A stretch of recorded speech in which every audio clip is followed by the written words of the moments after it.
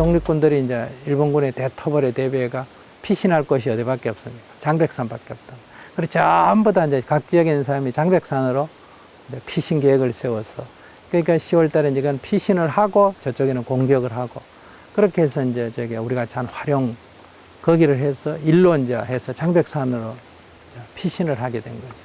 그래서 일본 군대로 따라 들어오고 그러다가 이제 이 골짜기에서 여기 아마 지리에 밟고 그다음에 여러 가지 지형적으로 유리하니까 매복을 해서 일시에 도로 반격을 가해가 여기서 일본 군대들이 이제 300명이 전사하는 그런 이제 대승전을 일으켰습니다.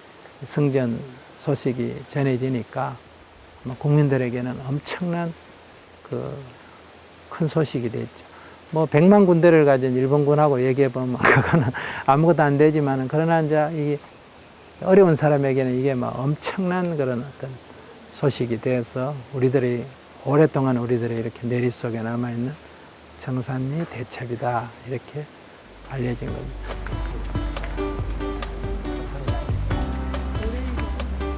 살상이 뭐야, 살상. 이 봉오동 전투는 우리 아까 오전에 봤던 청살리 전투보다 한 넉 달가량 일찍 시작됐습니다.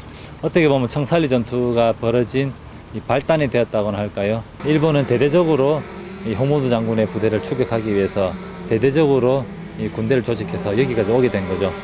독립군들 전혀 못 차고 계속 골짜기로 따라 올라다가 이 봉오골에서 홍모두 장군이 매복을 서 있던 이 독립군대의 매복에 걸려들어서 이렇게 많은 사상자를 내게 됩니다. 한 100여 명 이상 사상자를 내게 되죠. 그런 군대만으로도 일본의 강력한 무기와 조직력을 가진 일본의 정규군을 물리친 어떻게 보면 첫 전투의 승리였다 이렇게 말씀드릴 수 있겠습니다.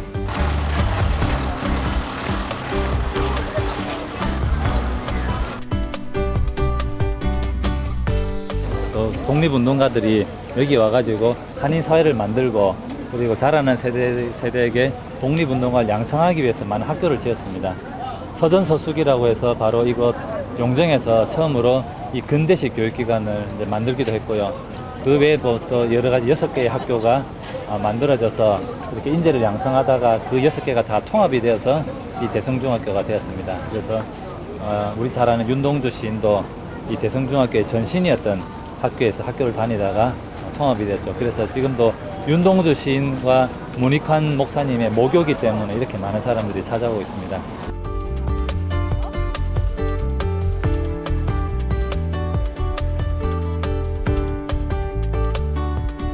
저 너머는 연길이고 이쪽은 용정이에요. 그래서 이따 저 옆을 우리가 지나가게 되는데 저 위에는 발해시대 봉화터가 있습니다. 소나무 뒤쪽으로 보면 이제 용정 시내입니다. 그러니까 용정 시내에서 이렇게 볼 수가 있는 거예요. 그러면 그 당시에는 여기 큰 소나무가 하나 있었는데 소나무가 아주 예뻤나 봐요. 이렇게 정자처럼 이렇게 예쁘게 생겨서 그걸 일송정이라고 불렀다 그래요. 여기 정자가 있었던 게 아니고 소나무가 한 그루 아주 큰 게 있었대요. 근데 이제 일제시대 말에 그걸 비워버렸어요. 그 민족의 어떤 그런 정신적인 중심이 되니까 비워버렸다 그래요. 그래서 소나무가 없다가 이제 한국에서 지원을 받아가 이 정자를 짓고 소나무를 몇 번 옮겨 심었는데 제가 한 지금 20년 좀 안 되는데 오면서도 소나무가 있었다가 없었다가 있었다가 없었다가 또 만주 데리고 호령하던 독립운동가를 생각하면서 일시정 일송정 푸른 소는 홀로 늙어갔어도 한 줄기 해랑강은 천년 두고 흐른다. 지난 날 강가에서 말 달리던 선구자 지금은 어느 곳에 거친 꿈이 길 다시 돌아와서 만주를 좀 더 여러분한테 이야기해 드리겠습니다. 우리나라의 고등학교에서 여러분 이제 고등학교를 가장 최근에 졸업하신 분들이 몇 년인지 모르겠지만 우리나라 고등학생들이 국사교과서나 근현대사 교과서를 가지고 열심히 배우다가 딱 20년대에 들어오면 다 뒤로 낮아빠져요. 왜? 단체가 너무 많거든. 또 다 비슷해. 심지어 같아. 그래서 구별을 못해. 그래서 막 헷갈려요. 그러다 보니까 우리나라는 역사 과목이 암기 과목이잖아요. 외워야 되잖아요. 시험 봐야 되기 때문에. 저는 역사 과목이 이해 과목이라고 생각하는데 암기 과목이라고. 저는 역사 과목은 수학하고 같은 과목이라고 생각합니다. 이해를 하면만이 알 수 있는 과목인데 외워야 돼요. 그 많은 단체를 외우다 보면 머리가 빠개져요. 그래서 뒤로 낮아빠져요. 심지어 선생님조차도 뒤로 낮아빠져요. 그 예를 하나가 저 밑에 있는 조선혁명군이라는 겁니다. 제가 몇 해 전에 역사교사 선생님들 앞에서 강연을 한 적, 뭐 방학 때만 되면 이제 연수에 가서 강연을 하는 경우가 있습니다만 한번 이제 그런 질문을 받았어요. 선생님 저는 조선혁명군이 사회주의 단체인 줄 알았어요. 라고. 왜? 혁명이란 말이 들어가니까. 그런 이야기를. 오늘 아침에 이제 민족운동사 강의를 사학과 3학년을 대상으로 하는데 학생들이 선생님 조선이란 말이 많이 들어가면 사회주의 성격의 단체 아니냐? 이렇게 이야기하더라고요. 자기는 이미지가 그런 게 있대. 맞아요. 사실 그런 성격이 강해요. 근데 저거는 사회주의가 아니에요. 다만 조금 진보적일 뿐이에요. 민족주의 계열 중에서. 만주의 민족주의자들은 상당히 진보적이었습니다. 여러분. 상당히 진보적이었어요. 1930년대에 항일무장투쟁 과정에서 있었던 우리나라 민족주의 운동단체의 대표적인 단체가 조선혁명군하고 한국독립군입니다. 이거는 이제 어떤 특정 교과서에 있는 거를 스캔받은 건데요. 이렇게 이렇게 지도상으로 보면 한국독립군이 조선혁명군보다 훨씬 더 활발하게 운동한 것처럼 보이죠. 싸움을 많이 했잖아요. 저긴 5번, 이건 2번밖에 안 했잖아. 지도상에. 이게 잘못됐다라는 거예요. 한국독립군은 33년까지만 합니다. 무장투쟁을. 조선혁명군은 36년까지예요. 조직의 규율, 조직원들의 전투력, 훨씬 조선혁명군이 나왔어요. 그래서 저는 개인적으로 만주의 무장독립운동은 30년대 민족주의 계열의 무장독립운동은 조선혁명군과 한국독립군을 둘 다를 설명해야 되지만 조선혁명군 중심으로 설명해야 된다라고 저는 보는 사람이에요. 그래서 이제 이런 식의 서술 방식과 앞서 제가 보여드린 계보로 따지면 이런 한국독립군은 북만주 지역에서, 조선혁명군은 남만주 지역에서, 즉 오늘날의 사관도 지역에서 활동했던 무장독립군 부대다라는 정도만 이해하시면 될 것 같습니다. 왜 그러냐면 지명이 워낙 많이 나오고 막 단체가 워낙 많이 나오니까 공간의 이미지하고 매치를 시켜서 이해하시면 기억에 조금이라도 남으실 것 같아서, 그래서 어쨌든 민족주의 계열은 이런 운동을 벌였다라는 겁니다. 근데 사회주의자들은 어떤 운동을 벌였느냐라는 겁니다.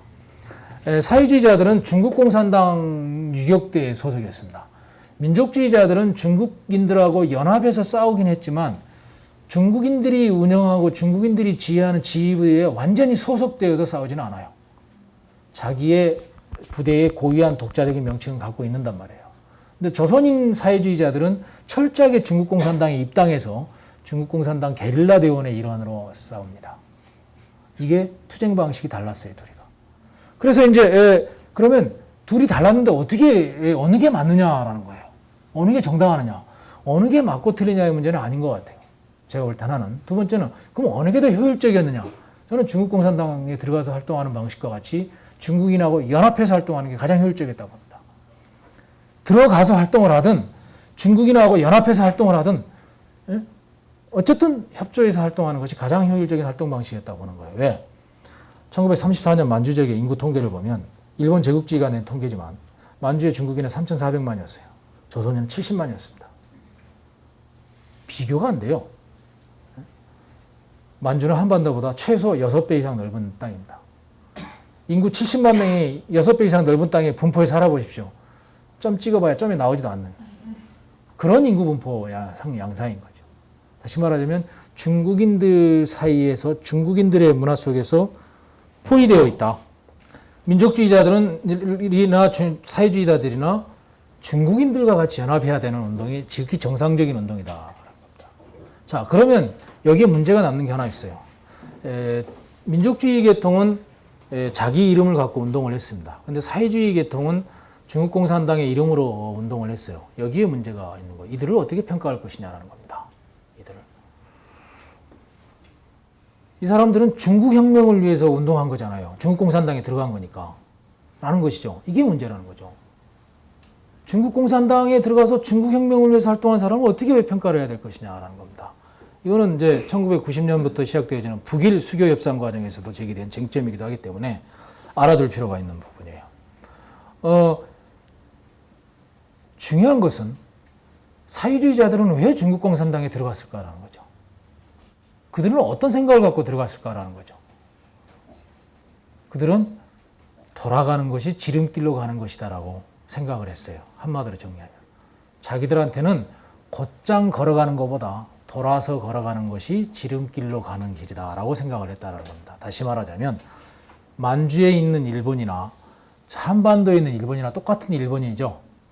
따라서 만주에서 내가 만주에 살고 있으니까 만주에 있는 일본인들을 물리치는 것이 한반도에 있는 일본인을 물리치는 것과 같은 효과가 있다라고 한다는 생각한다는 거예요. 두 번째는 그렇게 같은 효과가 있는 운동을 전개하는 과정에서 때로는 조선을 위해서 도와줄 수도 있는 거 아니냐라는 생각을 했던 거예요. 실제 그런 운동 방침이 한때 나오기도 합니다. 그래서 이 사람들이 조선의 독립을 영원히 포기한 게 아니라 우선 내가 만주에 살고 있으니까 만주에 있는 일본 제국주의를 몰아내면 조선의 일본 제국주의를 몰아내는데 유리한 발판이 될 수 있는 거 아니냐라는 생각을 했다라는 거예요. 그래서 이 사람들도 조선의 독립을 포기한 적이 없습니다. 다만 돌아갔을 뿐이에요. 이 부분을 명쾌하게 이해할 필요가 있다라는 사실입니다. 자, 제가 이렇게 설명하는 과정에서 이제 아주 심한 건너뛰기를 여러분한테 했습니다. 그 중에 하나가 바로 1931년 만주사변을 전후로 한 시기에 우리의 운동에 대한 건너뛰기입니다. 31년 만주사변은 바로 만주 지역과 조선과 중국의 관내에게 다른 영향을 주깁니다. 다른 영향. 예를 들어서 만주사변 이후에 만주에 있는 민족주의자든 사회주의자든 이 사람들은 먹고 자고 일어나면 총 들고 싸우는 게 일이 되는 상황이에요. 일상적인 무장투쟁이 운동의 주요한 방법으로, 수단으로, 전개 방식으로 등장하는 시점입니다. 이런 만주사변에 대해서 중국인들은 어떻게 생각했느냐, 이렇게 생각하는 사람도 있었어요. 조선인 너희들이 만주에 왔기 때문에 일본이 우리를 침략한 거다. 너희가 만주에 오지 않았다면 일본은 만주를 침략할 수 없었을 것이다. 이렇게 이야기를 해요. 그렇게 생각하는 사람이 많았어요. 실제 일본이 만주의 영향력을 확대하는 과정에서 내세웠던 굉장히 중요한 명분 중에 하나가 신민 보호였어요. 조선인 보호였기 때문이죠. 그래서 그런 차원에서 했기 때문에 보통의 중국인이라면 저 말이 맞아. 그러면 조선놈이 없으면 일본이 물러가겠지. 그래서 만주사변 직후에는 중국인 마적들이 조선인 마을을 습격하는 경우가 많았습니다. 그러면 그런 소식이 신문을 통해서 국내에 보도가 되겠죠. 그러면 조선인들의 민족 감정이 또 나빠지겠죠. 자, 이렇게 중국인과 조선인 간의 감정이 점차적으로 악화되는 과정에서 가장 덕을 본 사람은 누굽니까? 일본 제국주의죠. 따라서 이 문제를 어떤 형태로든 누군가는 해결해야 되는 거예요. 윤봉길 의거는 바로 그런 측면에서 획기적인 싸움이었다라고 보면 되는 겁니다. 한 개인의 의거, 한 개인의 테러적인 의거에 대해서 보는 그거를 이해하느냐에 따라서는 다를 볼 수도 있어요. 그 테러 아니냐? 예를 들면 천주교가 안중근을 보는 시선에 대해서 예를 들면 부정적인 시선, 일부의 천주교의 부정적인 시선처럼 말이죠. 그런 부분이죠.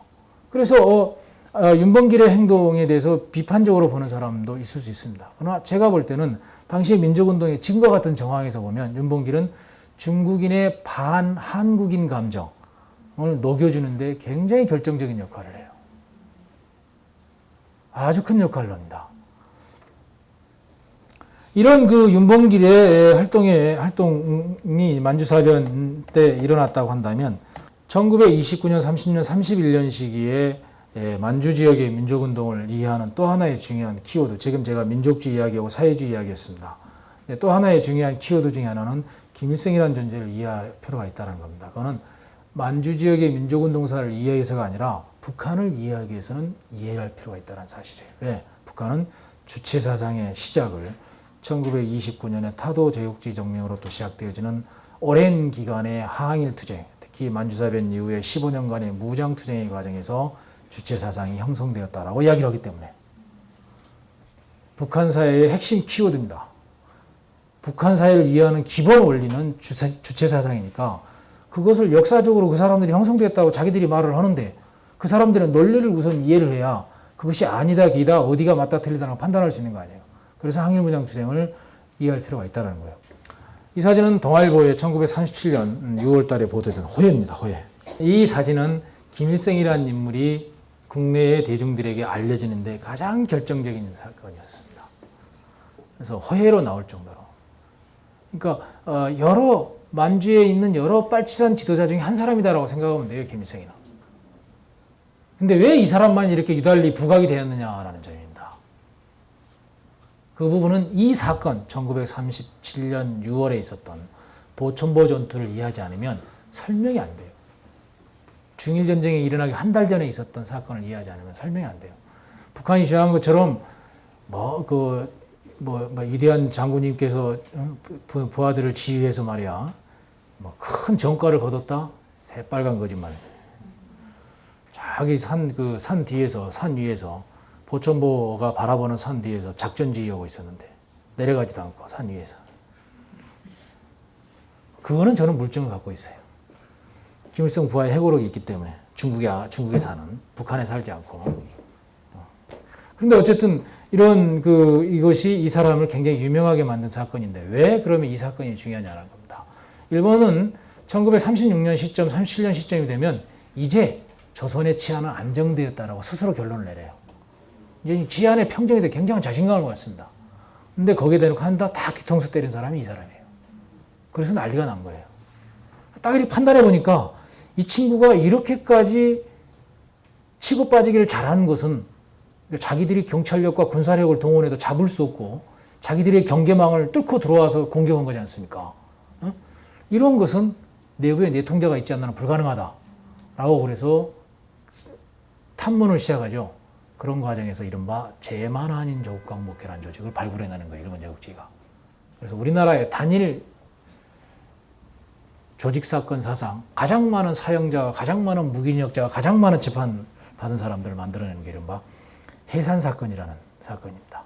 바로 이 보천보 전투가 있었던 보천보라든지 그 다음에 한경남도 그 다음에 중국의 보천보의 건너편에 있는 장백현에 장백이라든지 이런 지역에서 살던 조선인들 대거 체포하는 거죠. 그래서 단일 사건은 가장 많은 6명의 사형자 언도자가 나올 정도니까 15명의 무기징역이 나오는 거고. 그래서 이런 사건이 터지는 겁니다. 그래서 일본 제국주의를 굉장히 간담을 서늘하게 했던 사건이지만 어쨌든 이 사건은 김일성이라는 인물이 갖고 있는 국내 대중에 대한 이미지하고 일본 제국주의에게 김일성이라는 인물이 갖고 있는 부담 내지는 김일성이라는 인물에 대해서 어떤 형태로 잡아야 된다라고 하는 부담이 이미 1936년, 37년 단계에서 있었다는 사실이에요. 자, 1931년에 32년에 윤봉길의 헝쿠공원 의거 이후에 중국 만주사변 이후에 만주의 운동과 더불어서 헝쿠공원 의거 이후에 중국의 관내 지역에서 일어나는 운동의 중요한 사실은 중국의 관내 지역도 정말 복잡합니다. 정말 복잡하지만 간단히 이야기해 드리겠습니다. 중국에서 북경과 상해 지역, 남경 이런 지역에서 있었던 민족주의, 사회주의 운동의 중요한 특징은 만주에서는 총 들고 싸우는 운동이었죠. 중국의 관내 지역에서는 야 우리 통일하자라는 통일운동이 벌어져요. 그걸 10년 동안 해요. 통일이 못 되지만 어쨌든 통일운동이 벌어져요. 통일운동이 벌어지는 과정에서 민족주의, 사회주의와 합치자라는 운동이 벌어지는 과정에서 핵심적인 지도자였던 사람이 화면에 나온 이 사람 김원봉이라는 사람입니다. 이 사람의 대척점에 김구가 있었어요. 30년대에 북경, 상해, 남경, 중경 이 지역에서의 두 독립운동의 라이벌 그러면 김원봉과 김구가 되겠습니다. 이런 라이벌들 간의 통합운동의 과정에서 32년부터 39년까지는 김원봉이가 훨씬 더 영향력이 우위에 있었어요. 김구는 굉장히 위축되어 있는 상태였습니다. 김구의 위축은 곧 임시정부의 위축인 거죠. 그러나 37년 이후부터 김구의 세력이 점차적으로 만회되기 시작하다가 39년이 지나면서부터는 결정적으로 만회되기 시작합니다. 그 만회되기 시작하는 중요한 이유 중에 하나는 이거였습니다. 김원봉이 만들었던 대표적인 조직이 민족혁명당인데 그 민족혁명당은 무장부대로서 조선의용대라는 것을 38년에 만들어요. 조선의용대라는 무장부대를 만들었는데 조선의용대에 있는 젊은 대원들 중에 일부는 이렇게 생각합니다. 전선하고 이렇게 떨어진 곳에서 편하게 훈련만 받고 정보 수집만 활동하면서 살 거냐? 일본 제국주의 군대가 있는 지역에 가서 직접 싸우면서 항일운동을 하자라고 하는 부류가 나타나기 시작을 해요. 그 내에서. 그래서 39년과 40년에 일부 대원들이 지금 화면과 같은 루트를 거쳐서 올라갑니다. 올라가서 이른바 태양산 일대에 있으면서 항일무장투쟁을 하죠. 그래서 조선의용군으로 자신의 이름을 바꾸면서 항일무장투쟁을 하는 겁니다. 이에 관해서는 국내에서 가장 쉽게 여러분이 접할 수 있는 것은 김학철이라는 조선의용군 출신 사람이 쓴 연변에 있었던, 지금 작고하셨죠. 작가이자 독립운동가이셨던 분의 글들을 국내에 많이 출판되어 있습니다. 그래서 글을 읽어보면 이때 당시 이 사람들이 이 태양산 근처에서 뭘 했는가를 알 수 있습니다. 그래서 어쨌든 이런 부류들이 대거 북상 항의를 하기 위해서 올라가면서 김원봉의 영향력이 굉장히 줄어듭니다. 왜? 국민당의 입장에서는 충격을 받을 수밖에 없죠. 자기들이 보호 아래 있던 부대가 자기들을 버리고 중국 공산당 영향력이 있는 지역으로 가버렸으니까. 그래서 이때부터 김원봉에 대한 신뢰가 상대적으로 떨어지고 반대급부로 김구에 대한 신뢰가 오히려 김구의 영향력이 커져나가는 이 시점이 39년, 40년 시점이 되겠습니다.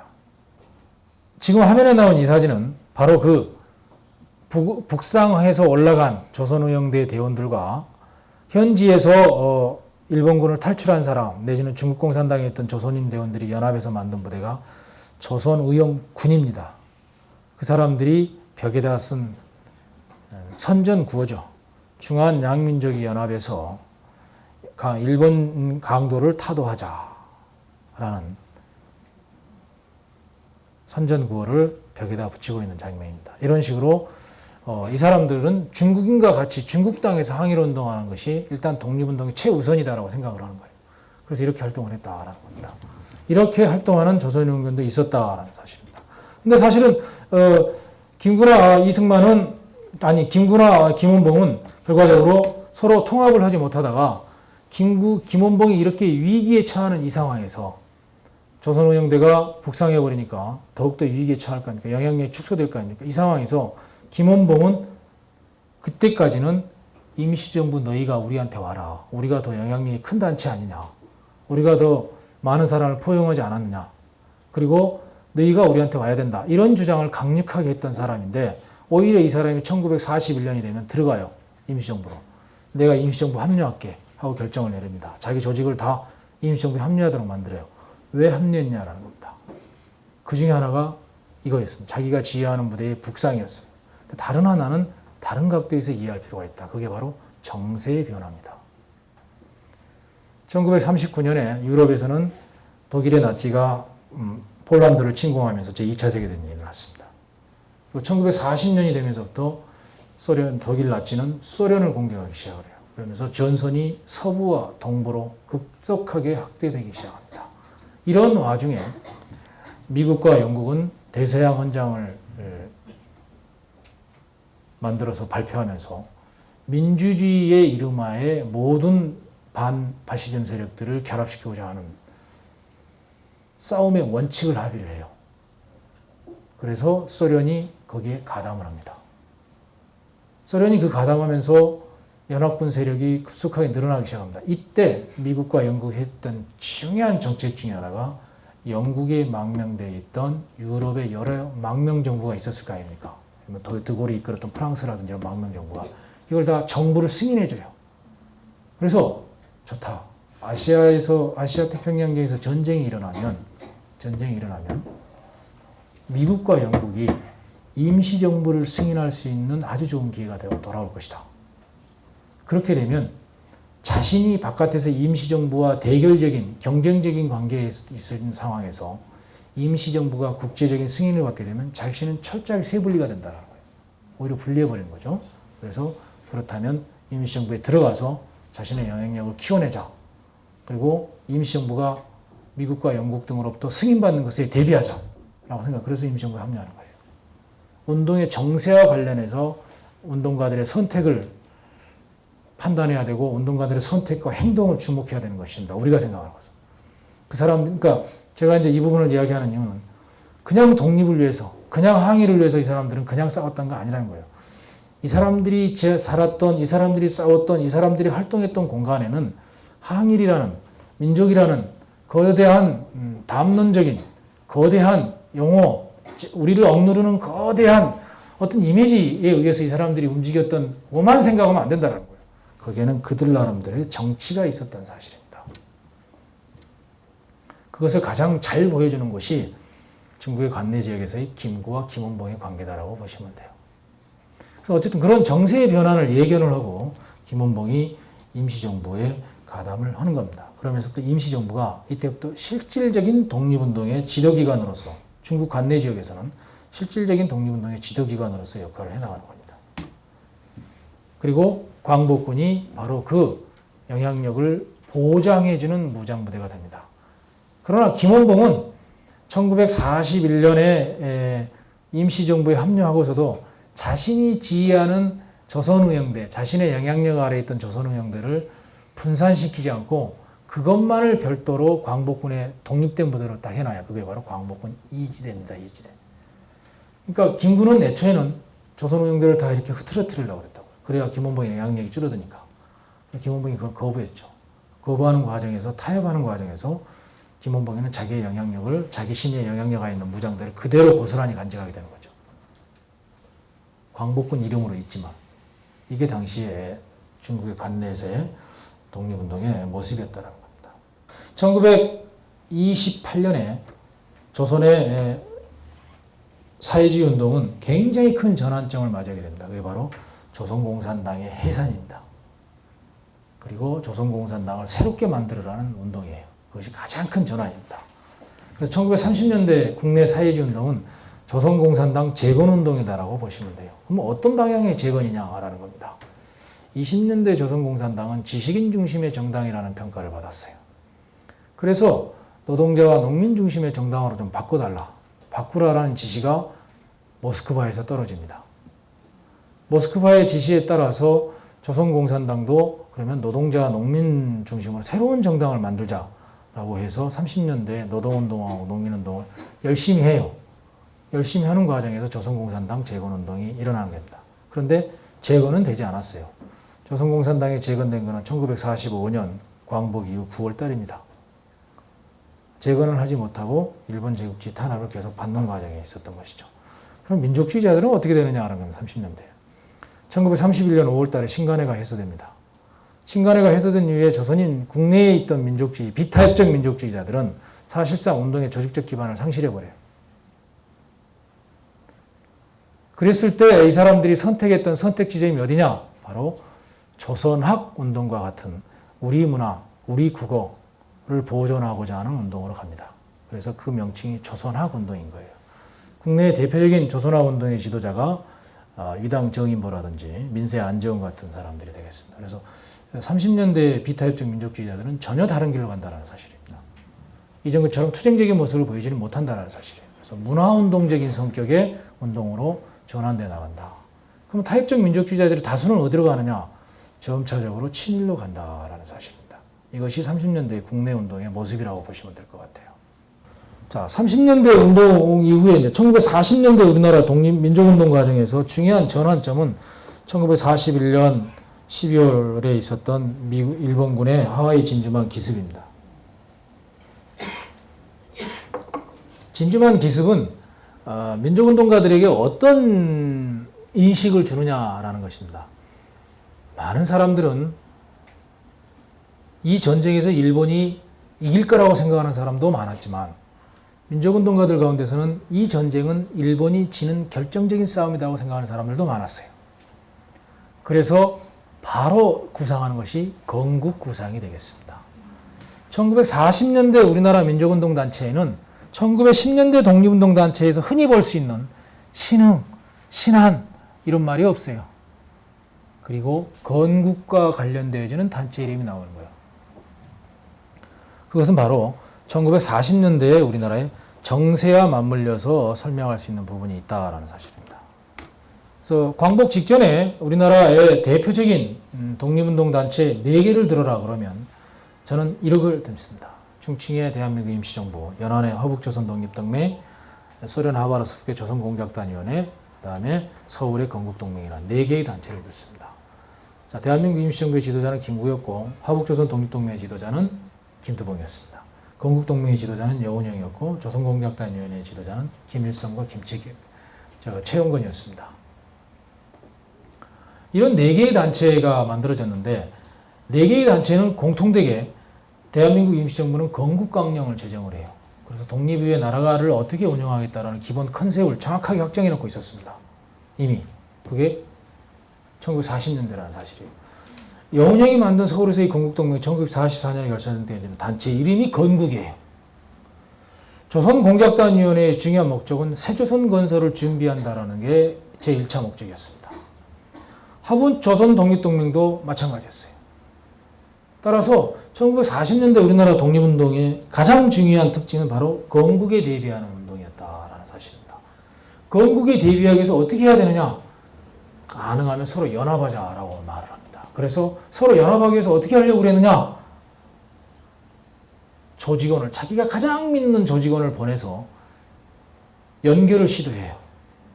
연결을 시도합니다. 예를 들면 대한민국 임시정부의 김구가 화북조선 독립동맹에 중국공산당 중앙위원회가 있는 연안에 사람을 보내요. 자기가 믿는 조직원을. 그 다음에 서울의 건국동맹의 여운형이 자기가 믿는 조직원을 화북조선 독립동맹에 보냅니다. 그리고 너 가서 만주에 가서 김일성 찾아봐라 이렇게 하기도. 그래서 서로 연합을 모색하려는 움직임이 40년대에 나타난다는 사실이에요. 그러나 그것이 가시화되기 전에 일본이 항복을 하는 겁니다. 다만 자, 이러한 게 40년대의 독립운동의, 민족운동의 중요한 특징이었다라고 보시면 될 것 같습니다. 그래서 이제 1945년에 일본이 항복을 하면서 우리가 독립을 하게 되었어요. 이 사진은 지금은 사라져버린 조선 총독부 청사에서 조선의 마지막 사령관과 마지막 총독이 미군 앞에서 사인을 하고, 항복문서에 사인을 하고 있는 장면입니다. 1945년 8월 15일은 조선이 일본으로부터 해방된, 광복된 날입니다. 그렇지만 일본의 패전과 우리의 광복의 과정에서는 38도선을 경계로 남해는 미군이, 북에는 소련군이 들어와서 항복을 접수하는 걸로 우리의 일본의 패전의 모습이 가시화되는 거예요. 그것은 미국과 소련의 합작품이었습니다. 그래서 우리는 광복의 기쁨을 누리는 그 순간에 바로 미국과 소련은 38도선을 경계로 나눠갖고 있었다는 사실이에요.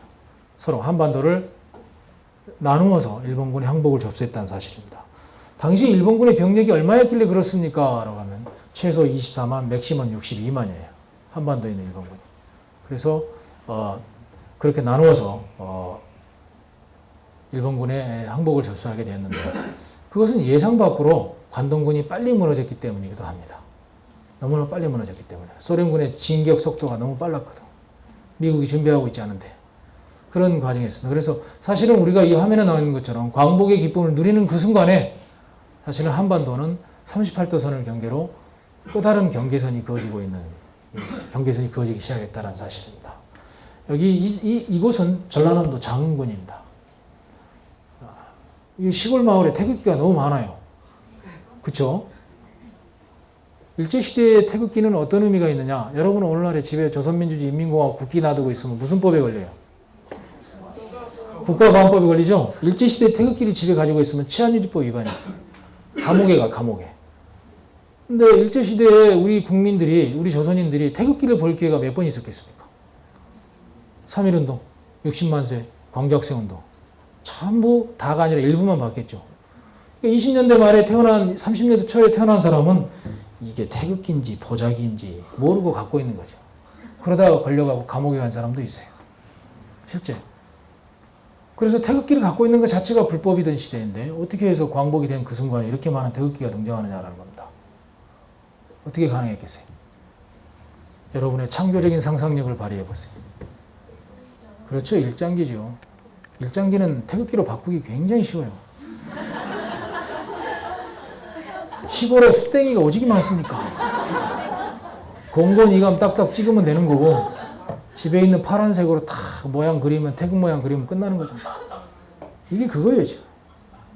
근데 여기서 여러분이 봐야 될 것은 다른 게 아니고 한국인들이 광복의 기쁨을 만끽하기, 나를 광복의 기쁨을 표현하기 위해서, 자신을 드러내기 위해서 한 번도 보지도 못했던 태극기를 들고서 자신의 기쁨을 드러낸다는 거예요. 많은 사람들이. 태극기는 이미 조선인이라는 집단 내부에 공동의 정체성을 확인하는 중요한 표상물이 되어버린 거예요. 이미. 그걸로써 이해할 필요가 있다는 거예요. 나는 여러분은 이제 저처럼 해석하는 거는 이제 여러분이 TV 드라마 이런 거 보면 천황이 녹음 방송을 하는 순간 갑자기 다음 장면은 태극기가 등장하죠. 만세를 부르는 장면으로. 아주 천편일률적인 광복의 기쁨을 묘사하는 장면인데 그걸로서 모든 것을 표현되는 것처럼 이야기를 하지만 그것이 담고 있는 내면적인 모습이라는 건 이런 거라는 겁니다. 태극기는 우리의 집단의 정체성을 드러내주는 아주 중요한 매개물이었다. 이미 그것이 등장하는 시기였다. 그래서 비록 38선을 경계로 남과 북이 소련군과 미군이 와서 일본군의 항복을 접수했지만 한편에서는 광복의 기쁨을 누리는 그 순간이었다라는 사실입니다. 자, 여기까지가 제가 여러분한테 민족운동을 설명하는 내용이 되겠습니다. 제가 여러분한테 제가 강의하는 내용은 중간중간에 민족이라는 틀 속에서 식민지 시대를 바라보는 것도 한 중요하지만 꼭 그것만은 아니다라는 이야기를 여러분한테 해드렸습니다. 식민지 시기는 우리가 항의를 해서 일본과 싸우는 시기이기도 하지만 동시에 우리가 근대를 살아가는 체험의 시기이기도 해요. 그런 근대를 살아가는 체험의 시기가 있었기 때문에 해방 이후에 우리가 미국식 자본주의를 쉽게 받아들인 거예요. 그리고 그런 미국식 자본주의 속에서 우리가 지금까지 살아온 거예요. 그것은 식민지 시기의 자본주의와 해방 이후의 자본주의가 다르지만 서구적 문명 질서 속에서 나타나는 모습은 같았어요. 그래서 이제 그런 부분에서 연속과 단절은 전제되어 있어야 되지만 반드시 연속적인 측면만 있다는 뜻은 아니지만 식민지 시기에는 또 다른 삶의 모습이 존재했다라는 측면을 보면서 민족운동의 의미를 되새겨보자는 거죠. 오늘 강의 처음에 저는 여러분한테 일본이란 나라가 어떤 나라라는 걸 설명을 했습니다. 우리가 상대했던 일본. 자, 반대로 오늘 강의의 말미에 우리가 살았던 식민지 시기는 어떤 사회였는가를 설명하는 것으로 하면 민족운동의 의미가 또 다른 각도에서 설명될 수 있다는 생각에서 제가 이 사진을 먼저 꺼냈어요. 이건 당시 신문 광고에 나오는 사진입니다. 여러분 글씨 읽을 수 있죠? 아지노모토가 뭡니까? 니온이죠. 화학조미료. 일본인이 발명한 화학조미료. 일제시대에 아지노모토를 칠 정도의 사람이면 대단히 계몽적이고 대단히 개방적이고 대단히 근대적이고 가족을 위해서 사는 사람이에요. 여러분 안 보이겠지만 여기에 멘트가 하나 있어요. 여러분 우리 광고할 때 보면 유명 연예인 막 사인 들어가고 이러잖아요. 왠지 신뢰도가 있는 것 같고 돈 받고 하는 짓인데 여기는 돈을 안 줬을 거예요 아마. 이양가 용품이라고 써 있어요. 이양가가 뭐예요? 조선왕조의 또 다른 명칭이에요. 이양가에서 쓰는 이런 명품이라 이거예요. 네? 그것이 화학점이라는 거다. 근데 화학점이라고 하지 않고 양념가루라고 표현합니다. 이 아지노모토라는 것이 식민지 시대에 바로 그러한 표상이었다는 겁니다. 근대의 표상이었다는 겁니다. 대한민국의 조미료의 역사에서 화학조미료의 유해성 논쟁이 본격적으로 벌어지면서 화학조미료를 먹지 말아야겠다라고 사람들이 머리에 각인이 되기 시작하는 게 1980년대예요. 그러니까 무려 몇십 년 만에 처음으로 화학조미료의 문제점을 아는 거예요. 그 전까지는 많이 치고 잘 칠수록 가족의 행복을 위한 사람이었어요. 그게 시대였다는 거죠. 근데 또 하나 이제 우리가 알아야 될 거는 우리나라에서 대표적인 화학조미료가 뭡니까? 여러분, 뭐 있어요? 미원. 다시마. 그거 다시마는 미온 다음 시리즈고. 그렇죠. 미풍이죠. 미풍하고 미온이죠. 미풍이 미온을 절대 못 이겨준다. 못 이긴 이유 중에 하나가 뭔지 아세요? 일본 사람한테 미온을 딱 갖다 주면서 너 읽어봐 그러면 뭐라고 읽을 것 같아요? 눈치로. 일본 사람한테 미온이라는 한자를 딱 던져주면서 너 읽어봐 그러면 뭐라고 읽을 것 같아? 눈치 없어요? 연필 굴리기 안 해봤어요? 학교 다닐 때? 예? 네. 아지모토. 제국의 잠재된 기억을 끌어와서 광고의 효과, 인지도의 효과를 극대화시킨 명칭이죠. 1945년 8월 현재 가정주부였던 사람은 1955년 미혼이 만들어진 시점의 가정주부였던 사람의 80%가 45년에 가정주부였을 거라는 거죠. 최소한 80%가. 그렇겠죠? 그러면 미혼이라는 한자를 딱 보는 순간 뭐를 사람들이 생각하겠어요? 아지노모토를 생각할 거 아니에요. 미풍이 이길 수가 없어요. 역사적 한계를 갖고 있는 거야.